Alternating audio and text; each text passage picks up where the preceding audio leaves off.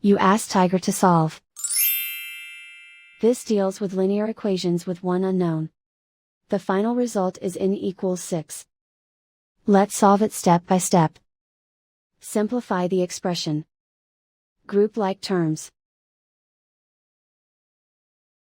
Combine like terms. Group all constants on the right side of the equation. Subtract 1 from both sides. Simplify the arithmetic.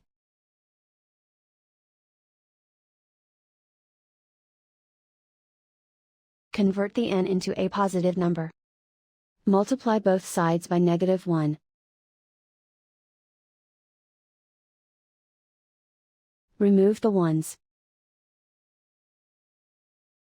Simplify the arithmetic. And so the final result is n equals 6.